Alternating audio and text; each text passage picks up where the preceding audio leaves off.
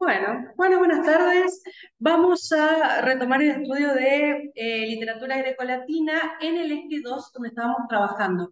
Recuerden que del eje 2 habíamos abordado Hesíodo, porque el eje se trata de lírica grecolatina. Hesíodo es la teogonía. Después abordamos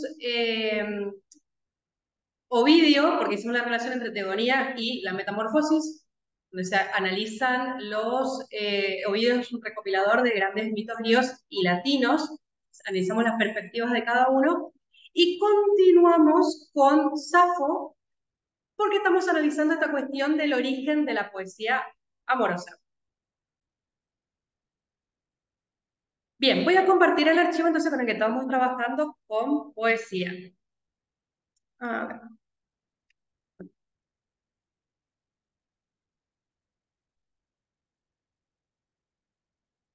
Muy bien, esta es la selección de poesía.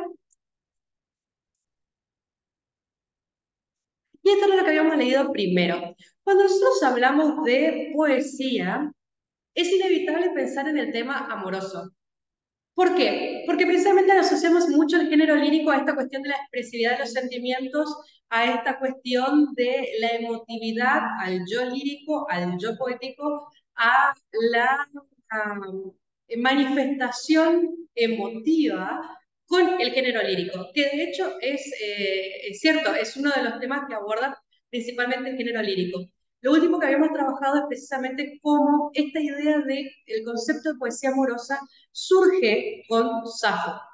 No necesariamente recordemos que haya sido la creadora, sino que es de la primera que tenemos registro. Safo inaugura la idea de la mujer como objeto de la poesía amorosa, es decir, como objeto de belleza, como objeto lírico, como musa inspiradora, un tema que van a retomar muchos poetas latinos después. Cuando nosotros analizamos Safo, recopilamos aquellos fragmentos en los cuales vemos cómo propone la mujer no como objeto de virtud, como habíamos visto con la épica, sino como destinataria de los sentimientos del yo lírico, del yo poético. ¿Cómo impacta la poesía de Safo? Bien, la poesía de Safo va a ser detonante, o va a ser, mejor dicho, inspiradora y va a ser guía para otros poetas, como por ejemplo Catulo. Catulo es un poeta romano contemporáneo a César. En una época en la que Julio César contribuyó mucho a pulir la prosa latina en los siglos 2 y 1 antes de Cristo, y por su parte Catulo va a ser un gran profundizador, un gran desarrollador, una persona que va a perfeccionar la lírica latina.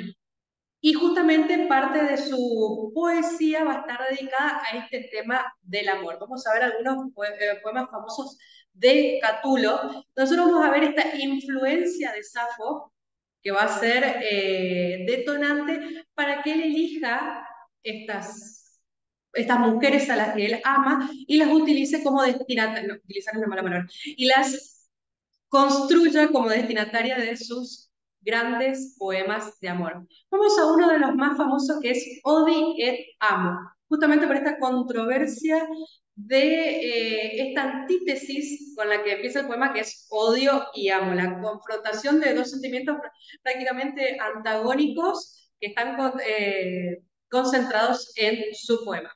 Lo leo en latín primero. Odi et amo, quare it faciam fortasse requiris, nescio, sed fieris sentio et scrupior. Odio y amo. Quizás te preguntes por qué hago esto. No lo sé, pero siento que así ocurre y me torturo. Acá nosotros vamos a ver estas primeras poesías en las cuales van a construir la ambigüedad del amor.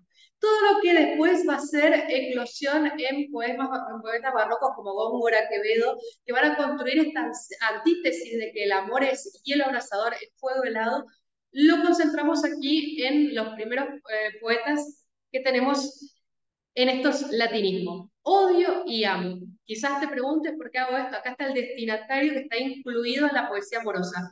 Esta es una poesía muy distinta a la de Hesíodo. Acuérdense que Hesíodo también tiene una poesía particular, es decir, que está motivado por un interés personal no es una poesía épica, pero que no profundiza en esta cuestión emotiva. Más bien, Sido todavía está muy cerca de la emotividad que plantean los valores humanos. Esta cuestión del trabajo, de la dignidad, de el sentido de la creación del hombre, el hombre obediente, la justicia, todavía es una poesía mucho más reflexiva, es una poesía mucho más cercana a los valores de los héroes que una poesía netamente sentimental, una poesía puramente emotiva en un yo lírico eh, construido desde el amor. Son temáticas distintas, las dos son géneros líricos y profundizan aspectos diferentes, pero mucho de lo que nosotros conocemos como la poesía amorosa, la poesía romántica, tienen sus orígenes primero en Safo y luego en esta eclosión, este perfeccionamiento que va a ser Catulo en estas destinatarias hacia su cuestión sentimental. No lo sé, acá está la duda, acá está el amor que trasciende la racionalidad, pero siento que así ocurre y me tortura.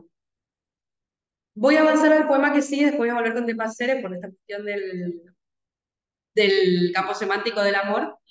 El poema que sigue tiene como destinatario a justamente su mujer amada que es lesbia y se titula Vivamos mea lesbia, vivamos mi lesbia.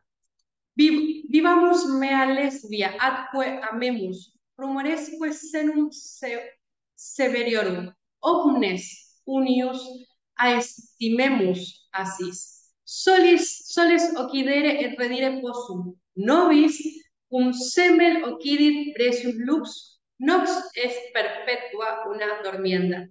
Da mi vacia mille deinde mille altera, deinde secunda centum, deinde usque altera mille, deide centum, dein cum milia multa fecerimus, conturbabimus ilia, ne sciamus aut nequis, males invidere possit, cum tantum sciat esse passiorum. Ahora van a ver el tono apasionado que tiene esta poesía amorosa. Vivamos lesbia mía y amémonos. Hagamos caso omiso de todas las habladurías de los ancianos en exceso escrupulosos. Vemos un desbordamiento de los sentimientos. Los astros pueden ocultarse y reaparecer, pero nosotros tendremos que dormir en la noche perpetua, tan pronto como se apague la breve llama de nuestra vida. Tiene Catulo muchos temas que después nosotros vamos a ver que eclosionan en Horacio con esta cuestión de la fugacidad del tiempo, que va a ser un tema recurrente en el Imperio Romano. Y a eso va a venir el aprovechar el momento con la persona amada. Dame 1000 besos y después 100, otros 1000 luego, luego otros 100. Empieza de nuevo hasta llegar a otros 1000 y a otros 100. Después, cuando hayamos acumulado muchos miles, los revolveremos todos para perder la cuenta, para que ningún malvado envidioso sea capaz de embrujarnos cuando sepa que nos hemos dado tantos besos. Nosotros que estamos muy cercanos en tiempo al romanticismo, movimiento literario, quizás no nos parezca extraño observar esta desmesura de expresión de sentimientos, pero piensen que toda esta complejidad, y además piensen que esta sonoridad, dame 1000 besos y después 100, está plasmada en el idioma original, en el latín. No es una cuestión simplemente de la traducción del castellano, sino que piensen que Catulo, ubicándose tan cerca de la escritura de la primera gramática, así solamente 200 años después de la primera gramática latina, haya logrado esta perfección poética en estos versos tan pulidos, fíjense que son muy parecidos a la medida de los versos, tan pulidos en cuanto a la cantidad de sílabas que tiene cada verso y a la sonoridad que empieza a darle. ¿Cómo se sucede, por ejemplo, soles occidere et redire possum? Esta repetición de sonidos de la S y de la R en cuanto a la permanencia de los sonidos, en cuanto a la elegancia, la musicalidad que tiene el latín, en cuanto a esta aliteración de palabras. Da mi vacia mille, deinde centum, dein mille altera, dein secunda centum, deinde usque altera mille, deinde centum, repite y repite y repite porque está haciendo mucho énfasis en la cuestión amorosa. Realmente están buscando trascender en algo, está insistiendo en algo que es importante, que es el amor y la manifestación de ese amor a través de los besos. Si nosotros lo pensamos desde el latín, desde la época de Catulo, desde este momento en el que la poesía se está perfeccionando, es realmente de muy avanzada la escritura y el desarrollo formal del latín, en tanto expresar esta sonoridad en las palabras que señala para transmitir esta idea tan apasionada del amor que siente por Lesbia. Y ahí viene la repetición. Recién estamos construyendo la poesía amorosa en la historia y tenemos esta trascendencia hermosa del poeta que insiste y glorifica a su amada a través de la palabra. Esa es la importancia de la poesía que trata sobre los temas del amor. Y continuando con esta cuestión de la formalidad preciosa que trabaja Catulo, tenemos uno de los poemas más conocidos que es De Passere, que se traduce sobre el gorrión. Acá no tenemos tanto la cuestión amorosa, pero hay un avance en cuanto al desarrollo de los campos semánticos que son muy importantes para el latín, para la perfección formal del latín. En el caso de la sintaxis, la poesía de Catulo es bastante literal. ¿Qué significa esto? Que así como dice en este poema, vivamos mea lesbia, aquamemus, se traduce vivamos mi lesbia o lesbia mía y amemos. Nosotros vamos a ver en el poeta que sigue, Horacio, que tiene una sintaxis mucho más compleja, que utiliza mucho más la expresión del latín desde formas que sugieren más que expresar una literalidad, es decir, trabaja mucho más la metáfora que el sentido literal, pero esa perfección formal es gracias a esta perfección sintáctica que va logrando Catulo. Con De Passere vamos a ver un trabajo muy interesante en cuanto al yo lírico desde la admiración de la vida, desde el análisis de lo que es la vida misma, más que desde la cuestión amorosa. Más bien podemos decir un amor por la vida y por la contemplación de la vida que un amor hacia una destinataria como fuera Lesbia. Vamos al poema, y ahí lo voy a explicar. Lugete o veneris cupidinesque, et quantum es hominum venustiorum. Passer mortus est mea puellae, passer deliciae mea puella, quem plus illa oculi sui amabat. Nan melitus era suam quenorat, ipsam tam bene quam puellam matrem. Nec cesse agremio illius movebat.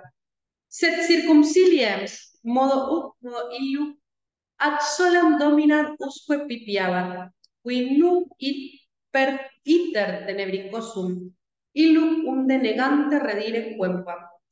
Ad vobis male sit, malae tenebrae orci, quae omnia bella devoratis, tam bellum mi passerem absolutis, o fatum male omniscele passer, tuanum opera mea puellae, flendo turgiduli Ruben Ocelli. Llorad, oh Venus y Cupidos, contagioso, y todos cuantos seáis hombres refinados. El gorrión de mi amada ha muerto, el gorrión de delicias de mi amada, que ella amaba más que a sus propios ojos, porque era dulce como la miel y conocía a ella en persona tan bien como una niña a su madre. Y no se movía de su regazo, sino que saltando alrededor unas veces por aquí y otras por allá, piaba sin cesar a su única dueña. El que ahora va por un camino tenebroso hacia allí de donde se niega que alguien regrese. Malditas seáis malvadas tinieblas del orto, que devoráis todas las cosas bellas. Tan hermoso gorrión me habéis arrebatado. Oh desgracia, oh pobrecito gorrión. Ahora por tu causa los ojitos de mi amada, hinchaditos, están rojos de tanto llorar. ¿Qué es lo que yo les decía? La poesía de Catulo es bastante literal en la traducción.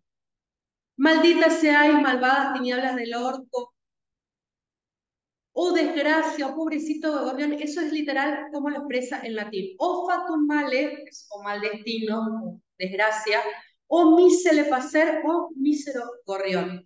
El gorrión es una figura que se repite mucho en varios poemas de Catulo, porque tiene una significación muy particular que vamos a ver ahora. Vamos a parte por parte del poema. Llorad, oh Venus y Cupido. De entrada ya está apelando a esta diosa del amor y a este dios del amor, pero del amor, recuerden que Cupido no tenía la misma representación que Eros en la mitología griega.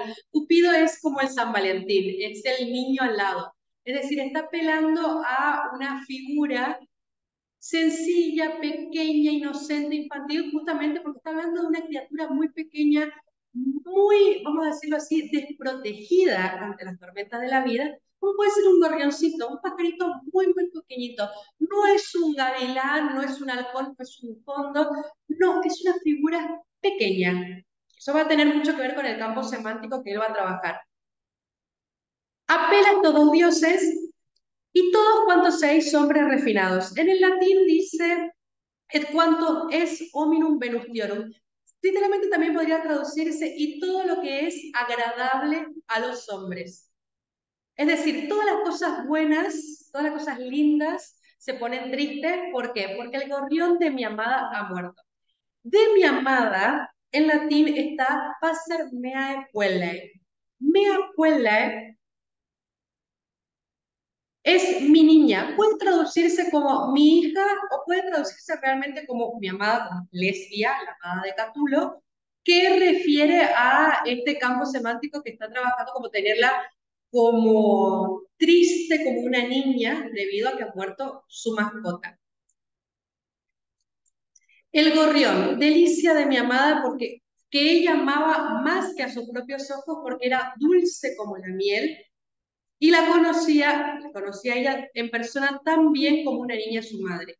No se movía en su regazo, sino que saltando alrededor, unas veces por allí, otras por allá, piaba sin cesar. Bien, hay que señalar dos cuestiones. Primero, fíjense los recursos que empieza a innovar Catulo en su poesía. En primer lugar, esta palabra norad en latín en realidad es noverat. Se ha quitado una sílaba para que dé justo la métrica del verso. Lo que nosotros conocemos quizás como sinalefa, que se usa a veces en la poesía castellana, bueno, acá la palabra se ha cambiado adrede, intencionalmente. No es una palabra que existe así tal cual en latín. Ya empieza a usar recursos para perfeccionar la métrica Catulo. Después tenemos melitus. Acá tenemos una aliteración porque justamente esta palabra se traduce como dulce, como la miel. Refiere a esta palabra, a esta sonoridad de la miel y se complementa con otras palabras que tienen el mismo fonema. Por ejemplo, illa, melitus, huella, es decir, va insistiendo en este sonido líquido que es la L para dulcificar y para transmitir esa dulzura que representaba el gorrión. Otra palabra que no existe en latín es cese, es solamente se. Y así como acá Noguera quita una sílaba para que encaje la métrica, cese repite el pronombre se, que es el mismo que en castellano, se movía, justamente para que nuevamente alcance la métrica del verso. Luego tenemos otra vez la literación, modo illu, modo u, modo illu. Solo por aquí, solo por allá. Esto es lo que yo les digo que es bastante literal en los recursos en Catulo que en el castellano, porque la misma figura que utiliza de repetir la palabra para generar un sonido es muy traducible en castellano. Solo por aquí, solo por allá, causa el mismo efecto que en latín. Y por último tenemos otra vez el verbo piaba, pipiaba, que es onomatopéyico, está repitiendo el sonido de el gorrión. Después tenemos otra cuestión. Todos estos versos, es decir, toda la primera parte, corresponde a un campo semántico, que curiosamente concuerda con los verbos en latín. Amaba, novuera, moveba, pipiaba, todos son verbos que están en pasado, pretérito imperfecto y perfecto. Y toda esta primera parte de los verbos en pasado corresponde en el campo semántico de la dulzura. Acá todas las palabras se refieren a lo agradable, a lo lindo, a lo tierno, la niña, la amada, la miel, el sonido. Todo refiere a cosas agradables. Y en esta segunda parte, después del punto, hay un cambio semántico. Quinum, que significa ahora va. Primero los verbos pasan a presente. Entonces pasamos del pasado que era agradable al presente, que tiene un segundo campo semántico, que es la parte triste del poema. El que ahora va por un camino tenebroso. Acá tenemos una de las pocas metáforas que establece Catulo en este poema, que el camino tenebroso es el camino al más allá, el camino a la muerte, el camino al Hades, al Averno, al inframundo. Desde allí donde se niega que alguien regrese. Nosotros ya lo sabemos con los héroes clásicos, no se puede volver del Averno. Malditas seáis, malditas tinieblas del orco, que son personajes infernales, que devoráis todas las cosas bellas. Acá ya tenemos otro campo semántico. Tenemos los adjetivos tenebroso, se niega que alguien regrese, malditas, malvadas, tinieblas, orco, devoráis. Me habéis arrebatado, tan hermoso gorrión. Este es el campo semántico de la muerte. Por un lado tenemos el campo semántico de la dulzura, y por otro lado tenemos el campo semántico de la muerte. Y están muy bien cortados en el poema. Hablamos de la perfección formal que tiene la poesía de Catulo. Oh desgracia, oh pobrecito gorrión. Ahora por tus causas los ojitos de mi amada, hinchaditos, están rojos de tanto llorar. Fíjense, en latín cómo se expresa. Misele, o Kelly, estaba buscando esta palabra, turgiduli, son todos diminutivos. Porque, por ejemplo, ojo en latín se dice oculus, o Kelly es ojito, misele, pasere, pobrecito gorrión. Es decir, ya está en el sentido diminutivo. Entonces, con Catulo nosotros vemos un avance en la poesía latina gracias a Safo, retoma toda esta idea de la poesía amorosa y empieza a perfeccionar el latín, empieza a perfeccionar la parte expresiva. Sin Catulo nosotros tendríamos después la Eneida con toda esa perfección semántica que lleva a escribir Virgilio, la obra épica. Si bien tiene base de inspiración en los poemas homéricos, no hubiera podido, solamente por leer Homero en griego, no hubiera podido transmitir en latín si no hubiéramos tenido un latín ya trabajado desde los versos. Y en este poema en particular, ¿cuál es el sentido? Porque yo les digo que el gorrión es un tema que si ustedes buscan antología de Catulo van a encontrar en varios poemas. Porque el gorrión va a simbolizar en Catulo la fragilidad frente a la vida. Por eso tenemos dos campos semánticos. Tenemos la vida que está compuesta de todos estos momentos agradables y tenemos la temeridad de la muerte. Y eso se va a expresar en este verso. O fatum male, o destino cruel, o destino malo. Y el destino va a ser un tema recurrente en la poesía latina. Ya lo habíamos hablado. Acuérdense que Roma es una civilización que surge en un pantano. Y como tal está muy determinada geográficamente, como decía Barro, cómo eran los romanos. El hecho de que Roma se cree en un pantano genera una disposición de ánimo distinta a otros pueblos, porque ellos tienen que trabajar constantemente ese pantano para secarlo y volverlo hábil para los cultivos, y además se funda sobre colinas para tener una ventaja militar. ¿Qué habíamos explicado? Que esto determina que Roma sea un pueblo dedicado a la agricultura y dedicado a la guerra. Por eso nosotros vamos a tener que Virgilio tiene un objetivo político muy claro que es enaltecer la guerra, enaltecer la conquista, justificar la conquista de Grecia, de Cartago, mediante un linaje divino y una trascendencia, destino épico. Por eso también tenemos que Virgilio va a enaltecer la agricultura mediante las geórgicas, mediante las bucólicas, porque se va a cantar el trabajo de campo porque es propio de la identidad de Roma. Pero ¿cómo más va a impactar en esta idea del destino? El hecho de que Roma sea un pueblo que se haya formado o se haya originado en la agricultura, va a heredar una serie de valores que nosotros estudiamos como las mores maiorum, las costumbres originarias, las costumbres de los ancestros, que van a estar orientadas a la disciplina, al trabajo constante y sobre todo a la fortuna. A esta idea de que existe un destino que no se puede transgredir. no como el destino inevitable de los griegos, con una lógica de justicia, sino el destino desde la idea de que yo tengo que trabajar, esforzarme, sí, porque tengo que sacar adelante el cultivo, porque tengo que dedicarme al campo, pero que tengo que ser completamente consciente de que por mucho que yo me esfuerce en el campo, puedo tener sequías, puedo tener tormentas arrasadoras, puedo tener un granizo fuerte que me destruya los campos y que tengo que volver a empezar.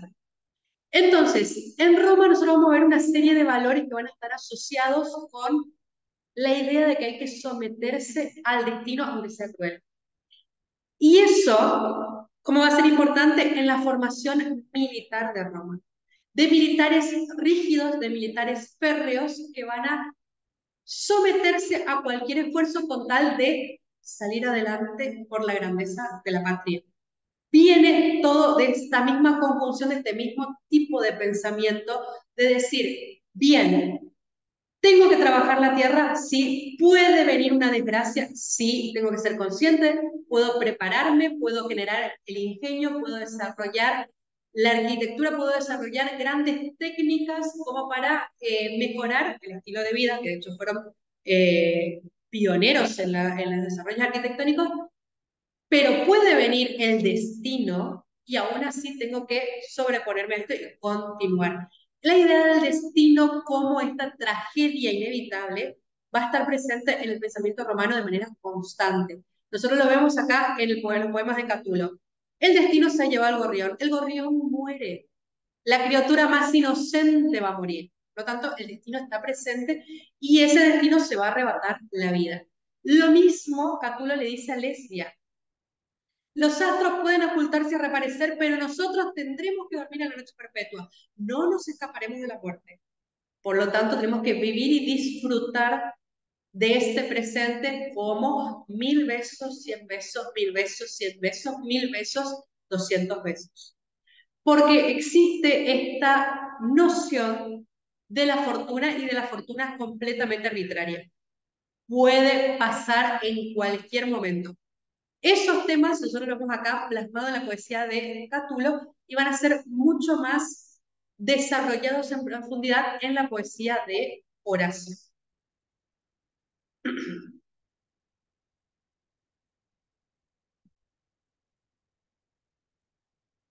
Bien, ¿cómo entonces va a impactar esta poesía de Cátulo y de otros poetas? Nosotros seleccionamos Cátulo porque tiene trascendente y es muy conocido, pero en sí el trabajo de Cátulo se va a acompañar con el de César en la prosa, el de Cicerón también en la prosa filosófica, y va a eclosionar en los poetas del siglo de oro, que son los que son contemporáneos al Imperio de Augusto: Ovidio, Virgilio y Horacio. Nosotros ya vimos a Virgilio, vimos a Ovidio, vamos a completar un poco la idea del arte de amar y vamos a pasar a Horacio. ¿Qué sucede en la época imperial? Todavía Catulo estaba en lo que era la República y estaba justamente en lo que se llamaba el periodo helenizante. ¿De qué se trata esto? El periodo helenizante es cuando Roma, habiendo conquistado Grecia, se da cuenta de la perfección formal de las artes griegas, las artes literarias, y empieza a traducir, a copiar el estilo y sobre todo empieza a estudiar el griego, porque además había conquistado el imperio de Alejandro Magno, y Alejandro Magno se había ocupado de que en Egipto, en Mesopotamia se aprendiera, en Macedonia se aprendiera el griego como tal y las obras clásicas. Entonces, Roma en sus conquistas vio mucho más eficientes aprender el griego que enseñar o reenseñar una segunda lengua que era el latín. De esa manera ellos acceden a la filosofía griega, acceden a muchos diálogos y documentos del arte griego como tal. Y se empiezan a culturalizar en las artes griegas, en la cultura griega como tal, y eso se llama helenismo, o periodo helenizante. ¿Por qué? Porque adquiere las cuestiones helénicas, que era de la civilización que ellos llamaron como Grecia. Acuérdense que los griegos se llamaban a sí mismos helenos, Grecia es el nombre que le dan los romanos. Entonces, César, Cicerón, Catulo, Catón son escritores que van a contagiarse ese espíritu helénico y por eso Catulo toma esta poesía de Safo, En el imperio, en la época del imperio, o sea, a partir del siglo I, a partir de que Octavio se convierte en el emperador Augusto, la situación romana es otra. Ya no tenemos como tal el periodo helenizante, es decir, ha finalizado el periodo helenizante, sino que tenemos un periodo que finalizan temporariamente las conquistas, porque van a continuar las conquistas del siglo II de Britania, Germania, y empieza la época de la Pax Romana, es decir, la paz romana. Esta época de paz romana va a presentar un desarrollo del lujo y de la urbanidad. Es decir, van a parar momentáneamente las guerras para que las personas de Roma y en general del imperio puedan dedicarse a gozar de las artes y puedan dedicarse a gozar de la vida en sí, es decir, puedan cosechar los frutos de la conquista, sobre todo los frutos económicos, puedan importar grandes vestimentas, puedan importar púrpura de Fenicia, puedan importar grandes riquezas, puedan crearse grandes bibliotecas y sobre todo pueden crearse grandes fiestas donde se comparta. Acá donde se va a empezar a gestar la idea del pan y circo, del coliseo, que va a eclosionar mucho más en el siglo II y siglos posteriores, la idea de los gladiadores, sobre todo cuando despierta con tanta fuerza el cristianismo, que vamos a tener los primeros cristianos llevados al Coliseo, pero que empieza a popularizarse la idea del disfrute a través de distintos placeres.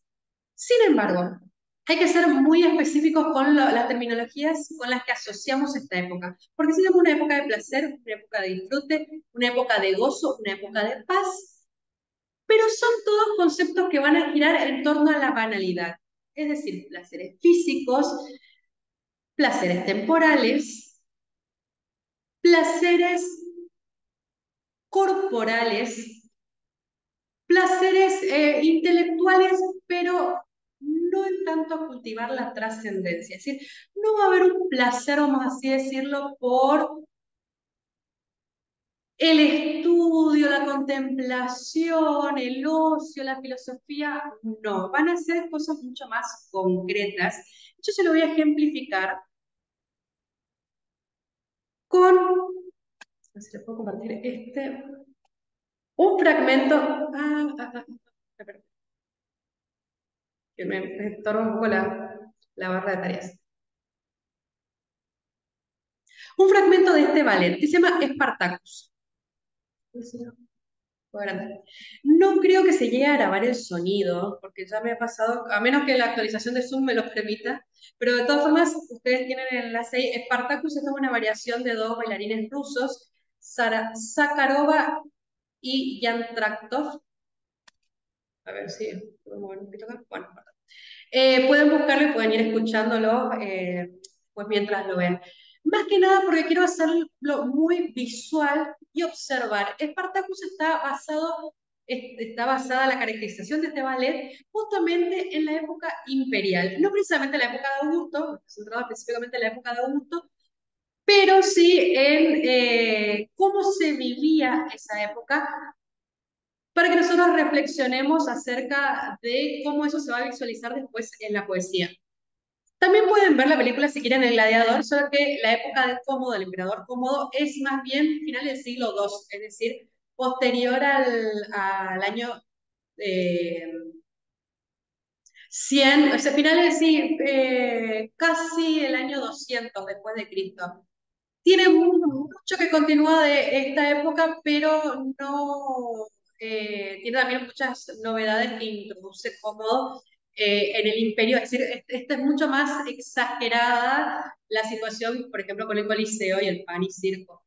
Spartacus es mucho más cercana a la época. Spartacus está más cercana a lo que es la época de Nerón y la época de Calígula, que son los emperadores que van a venir, un par de emperadores después de Octavio. Después de Octavio viene su sobrino Marcelo y después, si no me equivoco, viene Calígula, Claudio y Nerón. Si puedo... Bueno, acá está sonando, no sé si se va a grabar el sonido, pero está sonando. Esto vendría a ser como una representación, este emperador de Nerón.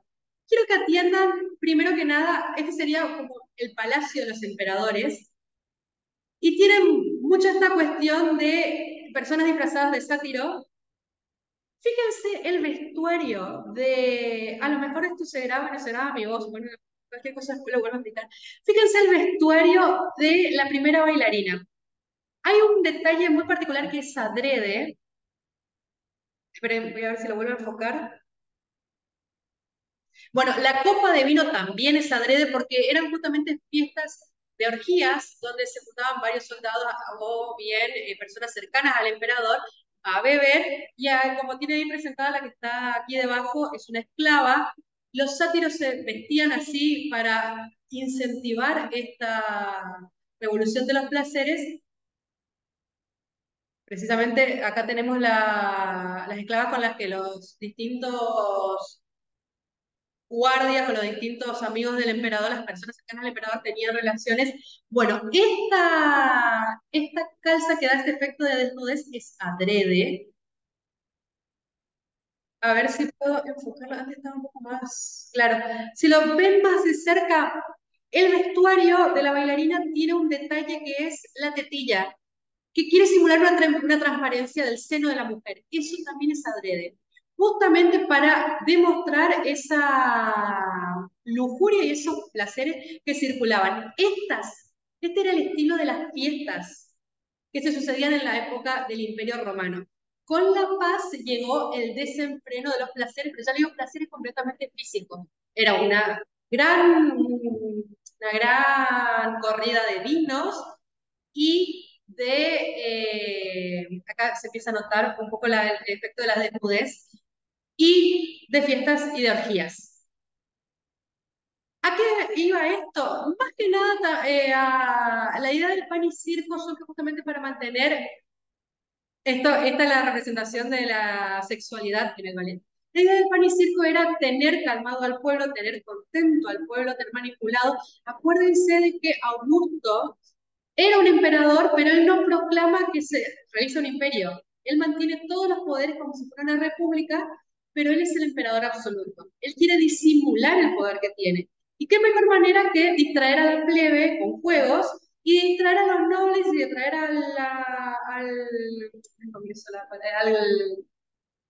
ay, ¿cómo era la república? Se me fue el nombre del organismo de la república. Distraer al Senado haciéndolo participar de estas grandes orgías donde bebían vino, distraer a los generales y a los soldados que pueden estar cansados de la guerra o bien de las disposiciones de enviarlo a las grandes villas, con esclavas, con mujeres, y estos espacios son los que se van a tejer grandes redes de poder. De hecho, por ejemplo, Agripina, que fue la madre de Nerón, ella cómo consigue ser esposa de los emperadores, bueno, moviéndose por estos círculos en los que en muchas de estas situaciones se envenenaban emperadores posteriormente, se tejían redes de manipulación, se va a generar estos espacios de absoluto desenfreno, de absoluta lujuria y de absolutas banalidades. En parte viene a disfrutar los éxitos económicos de la guerra. Una vez ustedes saben que llegan los momentos de gran esplendor económico, ahí se ve perfecto ese efecto de el seno de la mujer para marcar la idea de desnudez intencionalmente. Tienen que ver el ballet completo de Spartacus, es excelente. Eh, Siempre que se vienen estas épocas de grandes esplendores económicos, el dinero se gasta en maneras desenfrenadas. Una de las razones por las cuales el cristianismo tuvo tanta acogida en Roma es precisamente porque va a generarse una sociedad carente de sentido. Todas estas fiestas constantes, ¿qué van a provocar? Apatía. Finalmente, es lo que ha pasado siempre a lo largo de la historia. Lo mismo en muchos momentos. La idea del lujo, el consumismo, el desenfreno, el placer inmediato, no es algo exclusivo de la posmodernidad, no nos vamos a dar la atribución de que el capitalismo nos ha vuelto superficiales.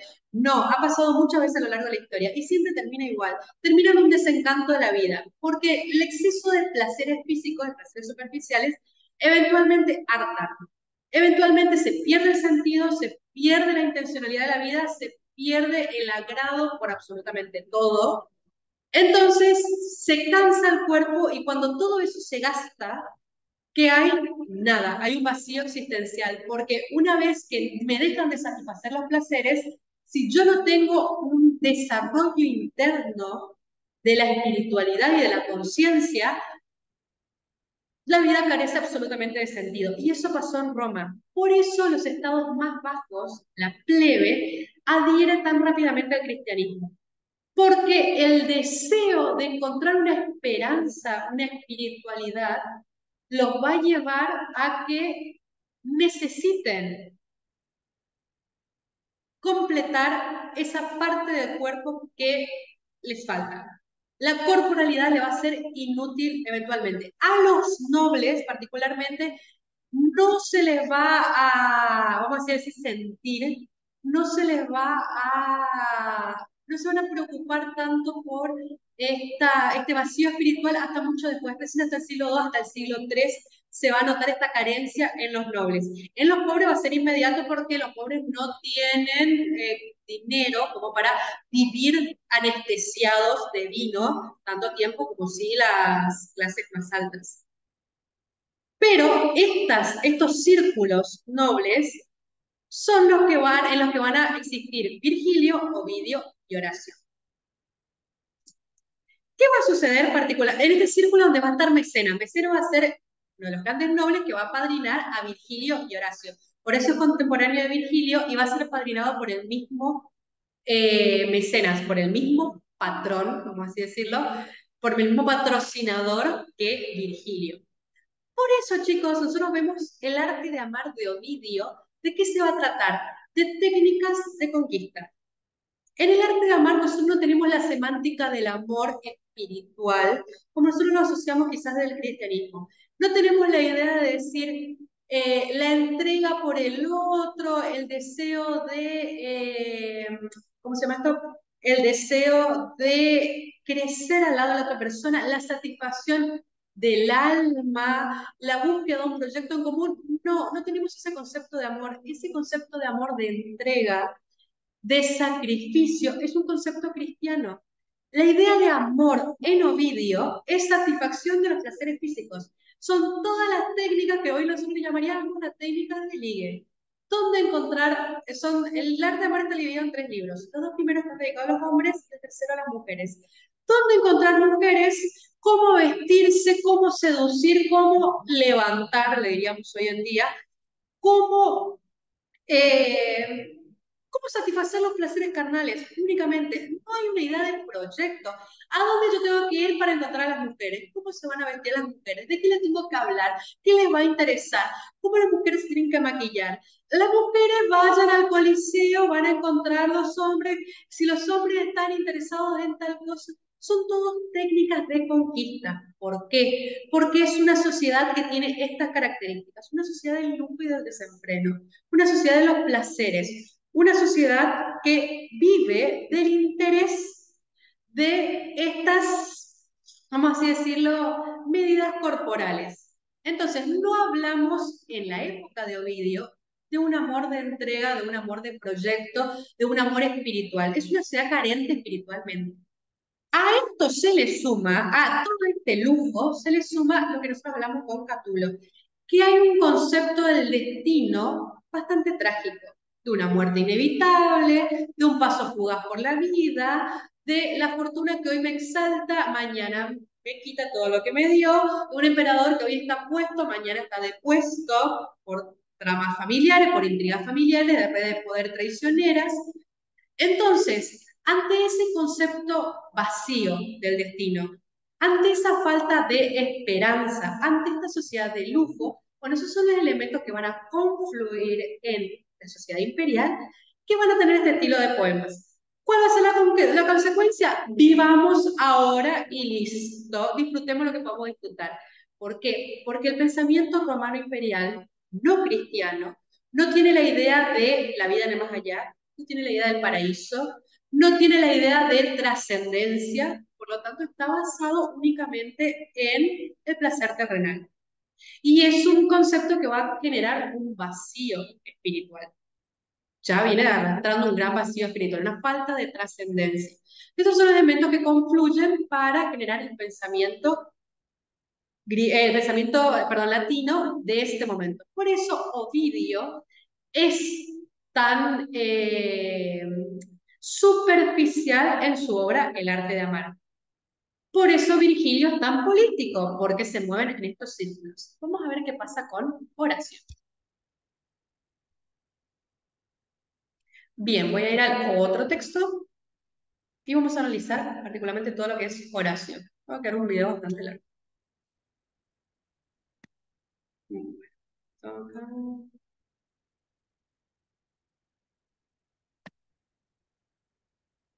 Pero está pausada la grabación. Espera, ok. Ah, no lo puse a ver.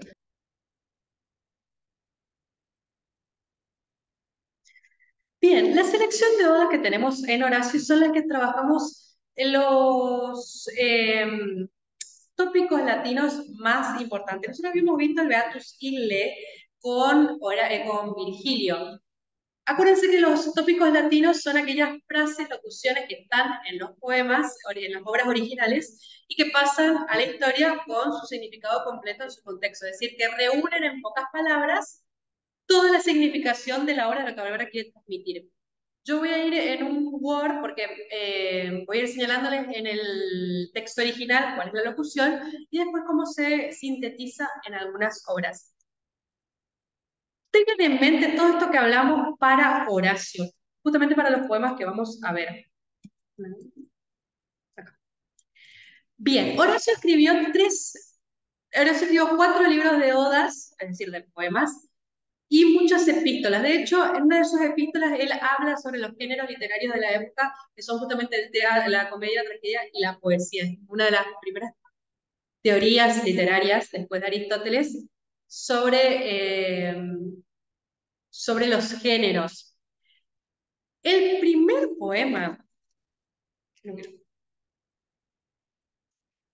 el primer poema del primer libro de odas, él se lo dedica a Mecenas, justamente porque es su patrocinador, es su mecenas, es la persona que pagaba por esas poesías. Mecenas, descendiente de antiguos reyes, o custodio y a un tiempo dulce honor mío. Poesía política. Algunos en su carro de polvo olímpico cubrirse les agrada y salvar candente con sus ruedas la meta y la palma noble que al cielo los eleve y dueño del mundo. A este, si el mar voluble de los quirites compite en destinarle triples honores. A aquel, si un granero propio resguarda cuanto trigo se acopia en las eras libias. Al que goza en hender las tierras paternas con la asada, ni tentaciones de átalo moverá a que surge en nave chipriota. Pávido navegante, la mar de Virtos. El mercader temiendo el ábrego en lucha con las olas icarias. El ocio alaba y campos de su aldea. Pronto sus barcos cascados rehace, indócil a la pobreza. Acá está hablando de que cada uno tiene como su misión en la vida. El campesino, el mercader, el cuadriga, el lauriga, tendría que ser los caballeros de el Coliseo. Alguien, ni algunas copas de añejo másico, ni reservar su parte de la jornada desdeña, bajo verde fronda tendido junto a la vertiente del agua sagrada. A muchos la milicia gusta y la trompa y el clarín, a porfía y la guerra odiosa a las madres. Se queda bajo la alada el cazador, su tierna esposa en olvido. Ya una sierva sus perros fieles avisten, ya el jabalí las redes tensas le rompan. A mí, y ahí está hablando justamente de sí mismo el yo poético Horacio, a mí la hiedra, premio de frentes doctas, me sienta entre los dioses. A mí el bosque, las lanzas, las ninfas leves sátiros, me apartan de la plebe Si ni sus flautas hacen callar a Euterpe, ni se rehúsa Polimnia a concertar su lira de Lesbos. Si entre los bates líricos así me incluyes, heriré con mi alzada frente los astros. Fíjense que esta poesía es mucho más compleja que la de Catulo. Acá tenemos una perfección formal, una perfección metafórica muy trabajada y es más rebuscada desde el latín que Catulo. Horacio tiene una perfección formal muy compleja. Los versos están mucho más medidos en su métrica y eso hace que las palabras tengan una concordancia, ya lo vamos a ver en otro poema que es un poco más sencillo de observarlo, del primer verso al quinto, por ejemplo. Y de hecho, en castellano es difícil comprender porque las palabras tienen una metáfora que ya están determinadas como metáforas en latín. Es decir, hay que entenderla en su etimología para entender la complejidad de la metáfora en castellano. Vamos a lo que dice Horacio de sí mismo, el yo poético. A mí la hiedra, cuando habla de la hiedra en realidad está diciendo el laurel. A ver si acá encuentro el... Sí, me doctarum ederae, es decir, la hiedra docta. El laurel, acuérdense, era el símbolo de los vencedores. Era la planta que se le colocaba a los ganadores y además con la que también se adornaban a los poetas en esta época. Premio de frentes doctas, es decir, él no quiere ser militar, él no quiere ser campesino, él quiere ser poeta. Me sienta entre los dioses, él quiere ser reconocido por ser poeta, por eso le escribe un poema a Mecenas, porque sin el patrocinio de Mecenas él no podría ser poeta, tendría que haber vivido otra cosa. En los bosques, las danzas de las ninfas leves y sátiros. Acuérdense de toda esta representación de los sátiros que vimos en Espartacos. Esta idea de la inspiración, de las ninfas que inspiran el cantar del poeta. Me apartan de la plebe. Vamos a ver un poco de este contexto banal, en el que se quiere apartar, quiere trascender a través de la poesía. Si ni sus flautas encallara Euterpe, Euterpe era la musa griega de la música, y Polimnia, la musa griega de los cantos, concertar su ira de Lesbos. Safo era de Lesbos. Acuérdense que se considera como Safo ese gran lugar de nacimiento de la poesía. Según el mito, ahí estaba la cabeza de Orfeo, que era un poeta mítico. Por lo tanto, cantar a Lesbos es cantar a la poesía en sí. Si entre los bates líricos, entre los poetas, entre los augures, entre los profetas líricos, me incluye, le habla a Mecenas, que gracias a Mecenas él puede escribir. Bien, y vamos al poema 11, Carmina. Los poemas de Horacio Cauduro se llaman Carmen, que significa justamente canto, poema en latín. Este poema es el poema que tiene la locución Carpe Diem. Aquí está un poquito borrado, así que se lo voy a escribir acá. Carpe diem. Y quiero aclarar bien y leer bien este poema. ¿Por qué les expliqué y hice tanto énfasis en este contexto? Porque la traducción que nosotros tenemos de aprovecha el día es una traducción, no voy a decir incorrecta, pero mínimamente escasa. El carpe diem tiene una connotación que es importante entenderla en su contexto. Vamos a leer el poema y lo vamos a explicar. Lo voy a leer en latín primero y después lo voy a leer en castellano.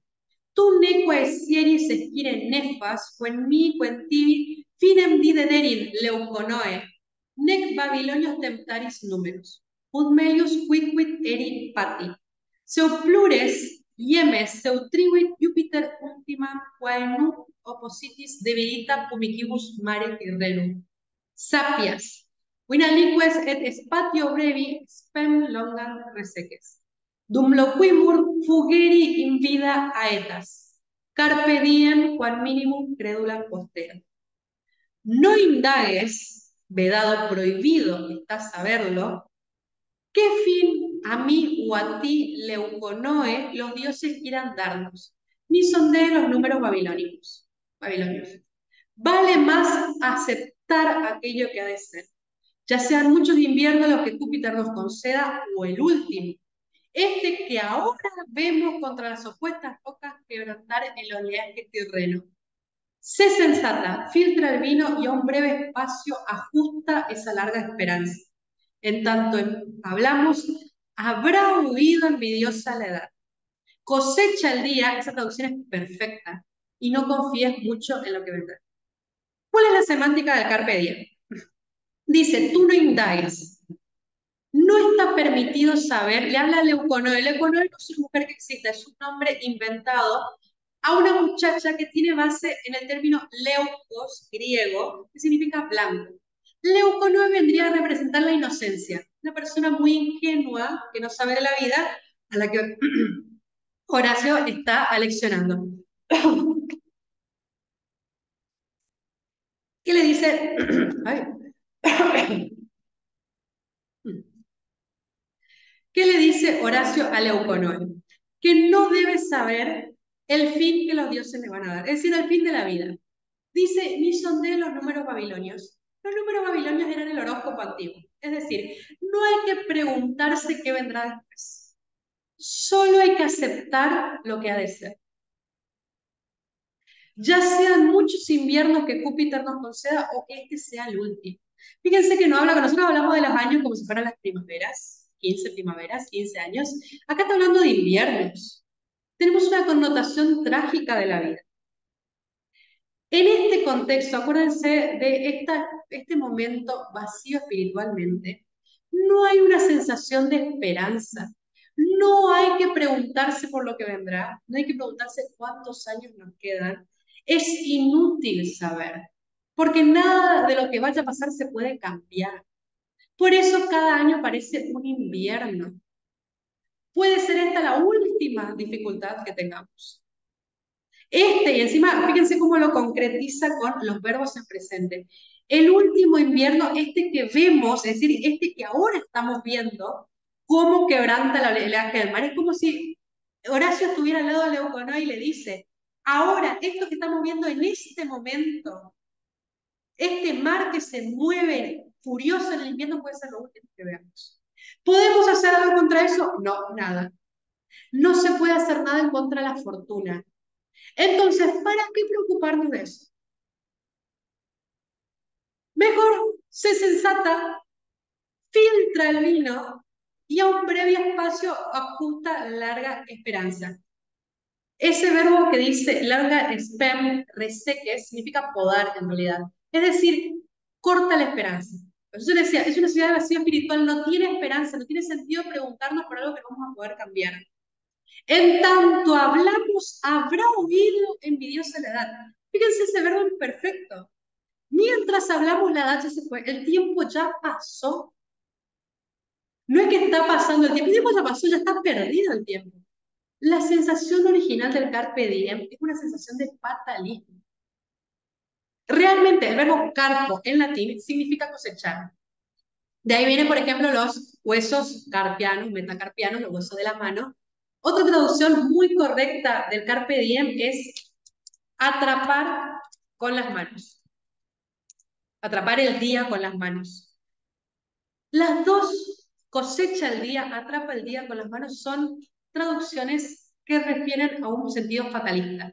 ¿Por qué? Porque no se puede cosechar algo antes de tiempo, no tiene sentido, no va a funcionar, y porque no se puede atrapar el tiempo. Entonces, ¿de dónde viene esa idea de que el carpe diem es pensar, bueno, a ver, sí, puedo no estar mañana, ¿qué tengo que hacer? Aprovechar algo para que la vida valga.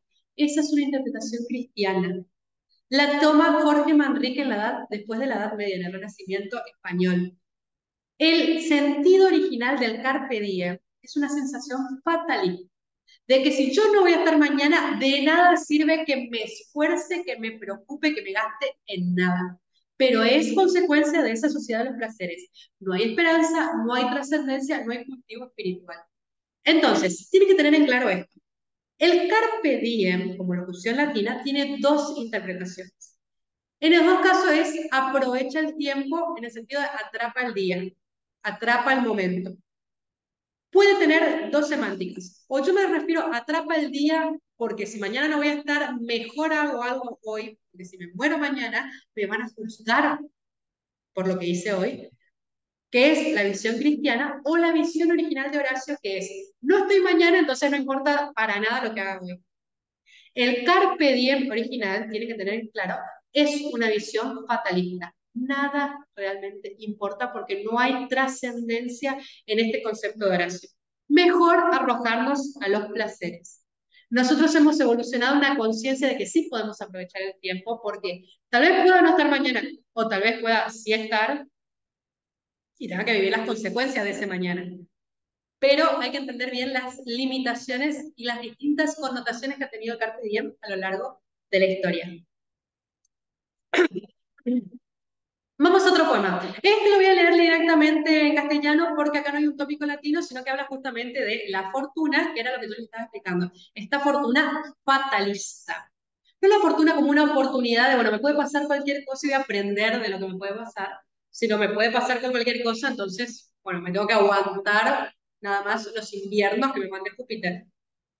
Nada más puedo hacer. Inconstante en el culto de los dioses y parco cuanto experto en insensata sabiduría raba, atrás ahora vuelvo la vela a retomar la ruta relegada, me obligo. Me queda otra. Porque Diespeter, que con ígneo fulgor suele las nubes partir por cielo claro sus caballos, paseó tonantes y su carro alado, por quien la tierra inerte y vagos ríos, por quien la estigia y del odioso Ténaro la sede horrenda y los confines de Atlas se estremecen. Lo ínfimo en exceso sabe mudar el Dios. Lo insigne abate y lo oscuro da luz. A uno la tiara la fortuna rapaz goza en quitársela con bullicio estridente, a otro lo impone. Un día estamos arriba, un día estamos abajo. No hay nada, no se puede alentar contra eso. Bien, vamos al siguiente poema. Este sí tiene un tópico latino. Aequam memento rebus in arduis seruare mentem, non secus in bonis ab insolenti temperante, laetitia morituri delie. Seu maetus omni tempore vixeris, seu te in remoto graminem perdies festos inclinatus beateri interiore nota falemi.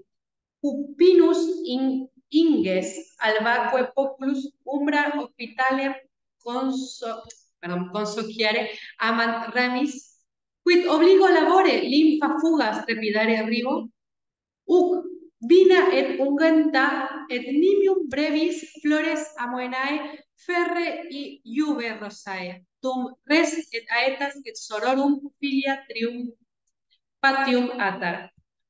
Quedes coeptis antiguus et dome vilaque, flaus quam tiberis labit quedes, et tructis in altum divites potieter eres. Divisne prisconatus ab innaco nil interes an pauper et infema de gente sub dio morerus, victima nil miserate orci, omnes eoedum cogimur, omnium versatur urna ocius. Sors exitura et not in aeternum exilio impositura ad cumba. Serena en los momentos más difíciles, guarda tu mente y en los favorables templada y lejos del insolento gozo delio que has de morir. Tanto sin aflicción continua vives, como si bebes en remota grama, reclinado en festín día tras día el más viejo Falerno.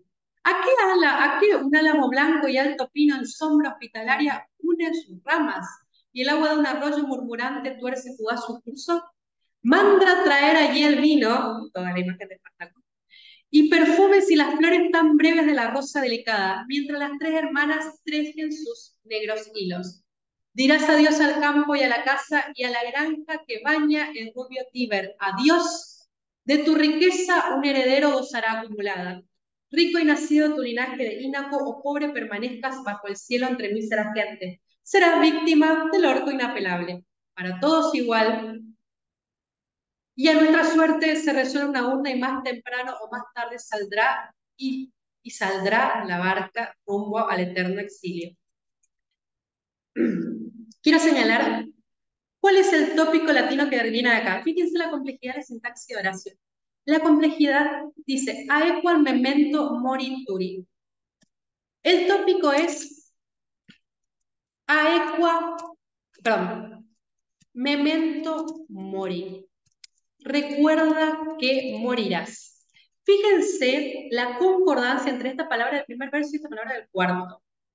¿Cuál es la traducción del primer verso? Serena en los momentos más difíciles. Guarda en tu mente, eso recuerda, que has de morir. Esta idea se encabalga, se une con has de morir.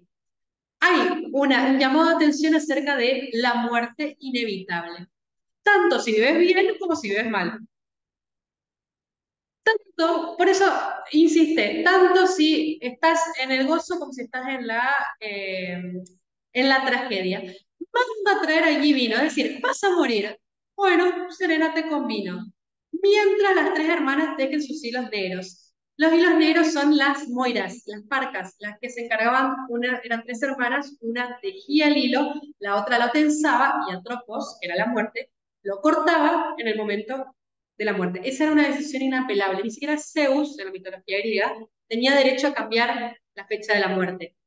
Y debido a eso es que eran las hermanas fatídicas, debido a eso es que Horacio habla de, recuerda que morirás, eso es inevitable.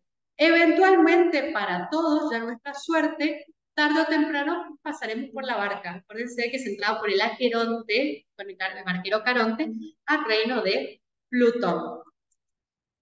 A eso va a ir el siguiente tópico latino. Egeo fugaces.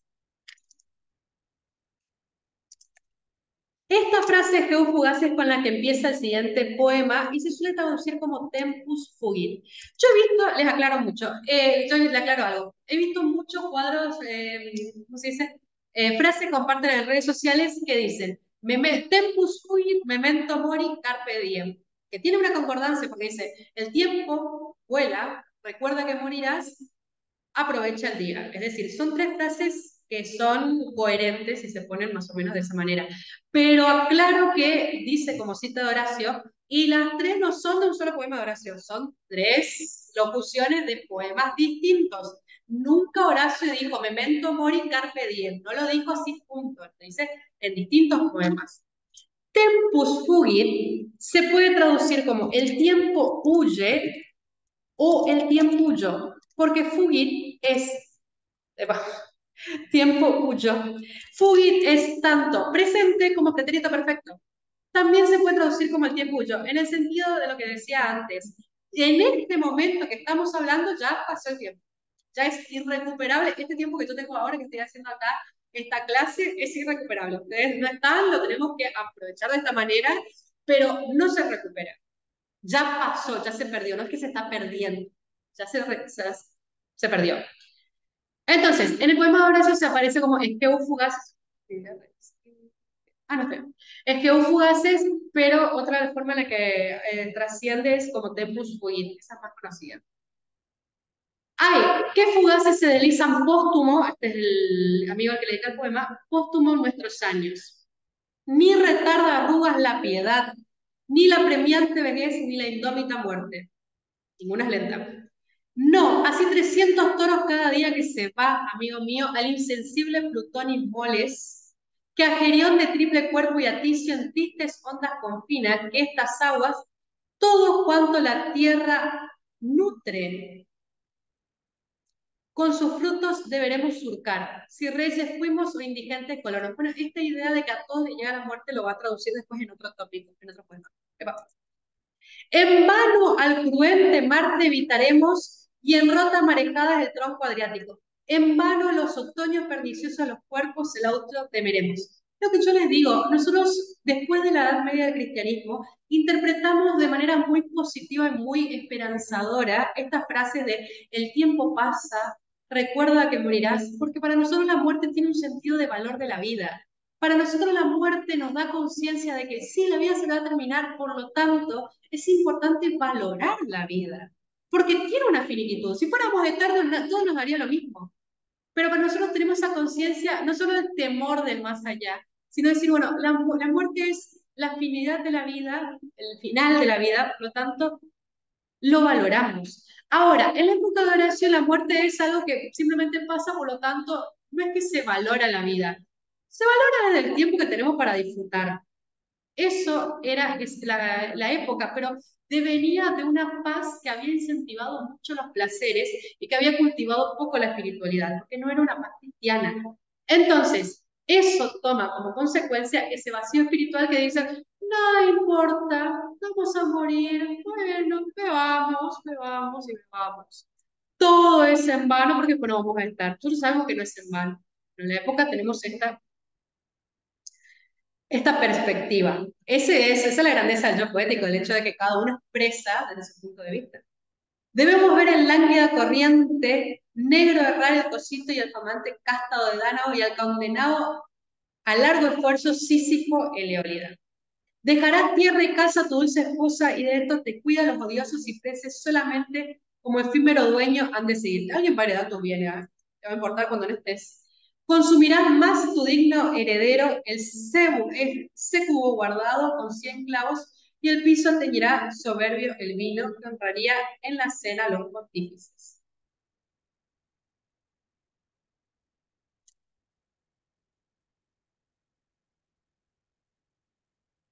A ver, quiero señalar.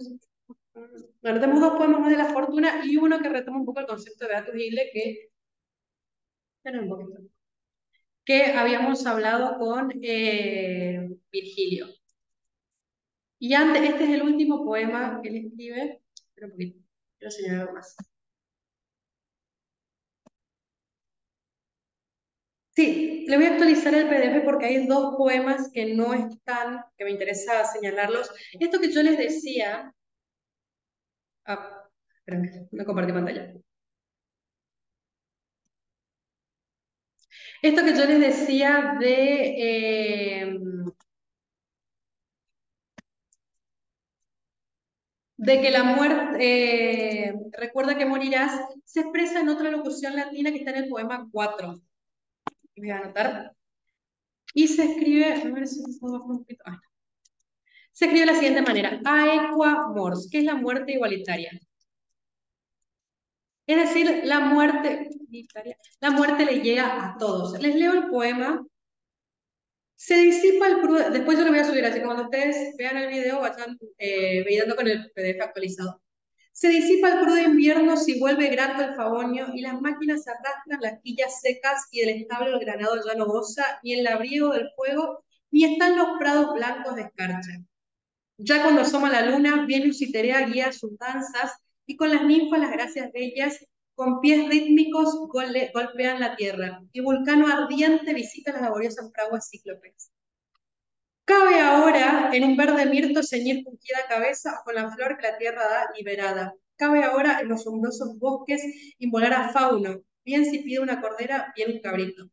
La pálida muerte, acá está traducido como pálida muerte, empuja con bien igual las pobres chozas y las torres de los reyes. Es decir, la muerte le llega a todos. Oh feliz Cestio, la breve vida le impone con fines a la esperanza. No tiene sentido tener esperanza.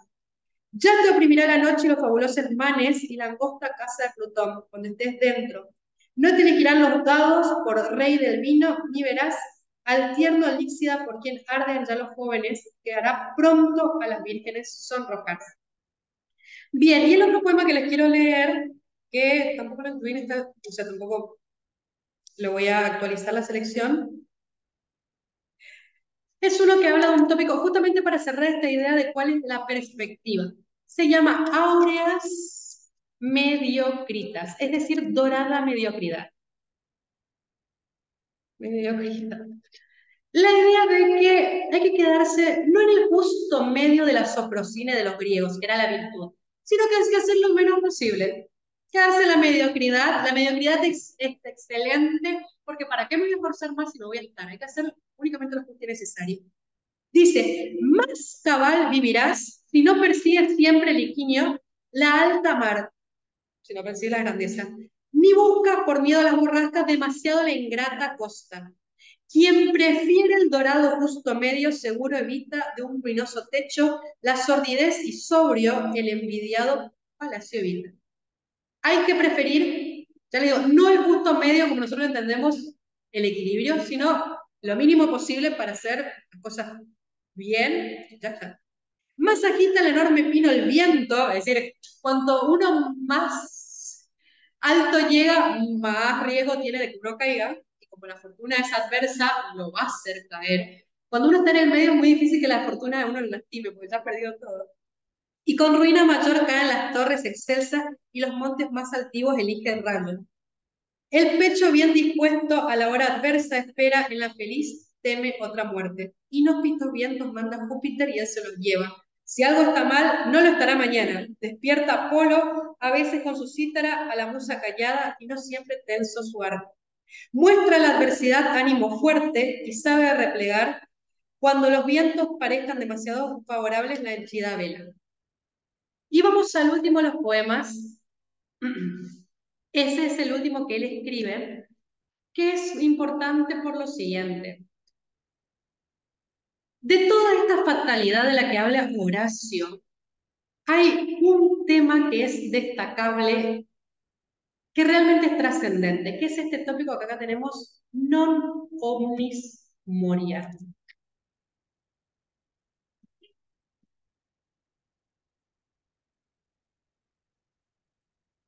No moriré del todo. Lo que yo les decía, ellos, ahora sí no encuentran una trascendencia en el cristianismo porque no es cristiano, pero sí encuentran una trascendencia en el arte. Él escribe porque es consciente de esa intrascendencia, ese vacío espiritual que tiene esa sociedad, que no puede encontrarle sentido a la vida, que él va a morir, que su cuerpo solamente puede vivir del placer porque no va a pasar más nada, pero van a quedar sus poemas. Y eso es muy rescatable, es decir, no tiene una trascendencia, no va a salvar su alma, pero va a salvar su arte. Y en ese sentido él dice, no morirá del todo porque su arte ha de vivir. Levanté un monumento más durable que el bronce, el arte, la poesía, y más alto que el regio sitial de las pirámides, que ni la hambrienta lluvia ni el alquilón violento lograrán derruir, ni aún la innumerable sucesión de los años y la fuga del tiempo. Que de hecho es cierto, hoy lo estamos estudiando, Horacio es eterno, tiene un monumento eterno y es su libro de poemas. No moriré del todo. Quien deja escrito no morirá del todo. Y evitará mi parte mejor alivitinia. Creceré en la alabanza futura siempre joven. Sí, sí, todo así. Siempre habló del vino, siempre va a ser joven. Mientras no, no es que solamente habla del vino, pero se entiende la sinécdoque. Mientras al Capitolio ascienda con la Virgen silenciosa el pontífice. Yo seré donde el áufido precipitado corre y el dauno pobre al agua sobre pueblos agrestes reinó, de humilde origen a la gloria exaltado.